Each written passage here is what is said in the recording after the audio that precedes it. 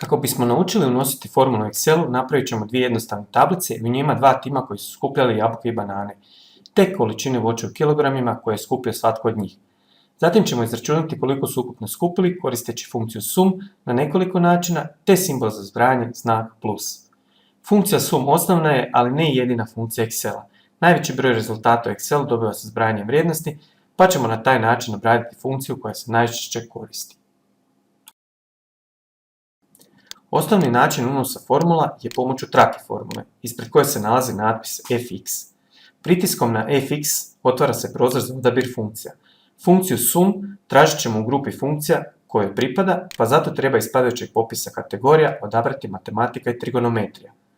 Nakon toga u popisu funkcija pojaviti će se sve funkcije te kategorije. Kako biste brže pronašli funkciju sum, pritisnite tipku S na tipkovnici, te ćete na taj način skočiti na funkcije koje započinju slovom s. Nešto niže na popisu pronaći ćete funkciju sum, kliknuti na nju lijevom tipkom miša, te pritisnuti gumb u redu.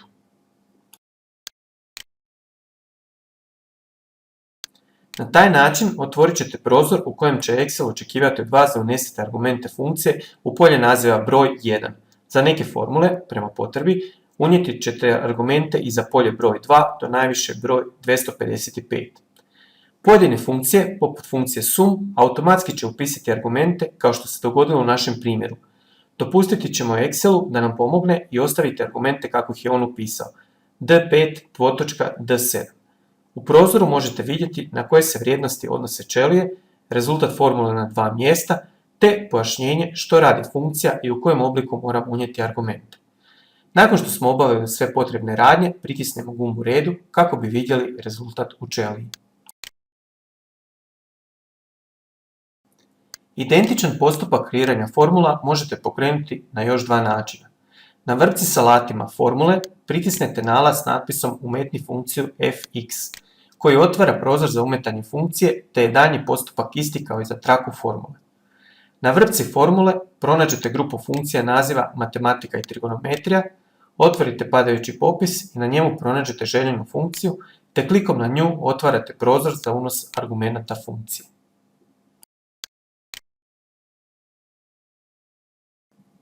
Nekoliko jednostavnih i često korištenih funkcija, poput funkcije sum, možete pronaći pokretanjem alata automatski zbroj. Njega možete pronaći na vrpci polazno, područje uređivanja.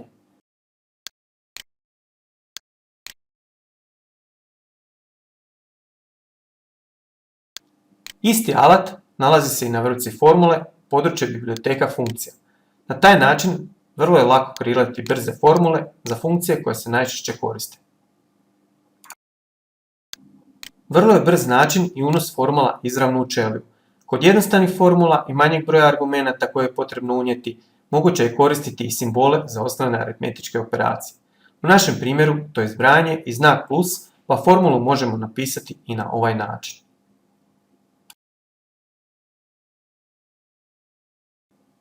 Kad imamo veći broj podataka, kao u našem primjeru, nepraktično je pisati sve adrese kućica u formulu i spajati ih znakom za zbrajanje. U tome slučaju koristit ćemo funkciju i upisati argumente na brži način. Pisanje formule započinjemo upisom znaka jednakosti u ćeliju. Zatim upisujemo naziv funkcije, a to je sum. Možete primijetiti da se nakon upisa prvog slova pojavi popis funkcija čiji naziv započinje tim slovom. Svakim novim slovom popis se osvježava, a kroz njega možemo prolaziti i strelicama gore i dolje, te pronaći željenu funkciju na taj način. Ako ručno upišemo naziv funkcije do kraja, odmah nakon nje moramo otvoriti zagradu. Nakon što otvorimo zagradu, pojavit će se pravokutnik u kojem možemo pratiti tijek upisa formule i što trebamo upisati, da bi formula bila ispravna. Iako Excel predlaže da argumente spajamo točkom sa zarezom, mi ćemo koristiti dvotočku kako bi u funkciju dodali opseg ćelija.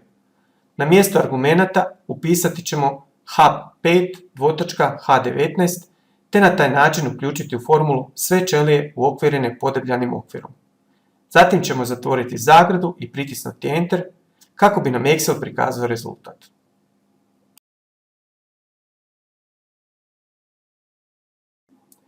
Za umetanje argumenata u funkciju možete koristiti i miša. Početni koraci unosa funkcije su isti, a miša možete koristiti nakon što otvorite zagradu kako bi upisali argumente. Umjesto ručnog upisa argumenata, mišem označimo ćelije koje želimo uključiti u formulu, zatvorimo zagradu i pritisnemo Enter. Ne zaboravite da nepovezane ćelije možete označavati koristeći miša i tipku Ctrl. Zapamtite također da vas prilikom upisa formule izravno u ćeliju Excel stalno vodi i upućuje što trebate napraviti u svakom trenutku.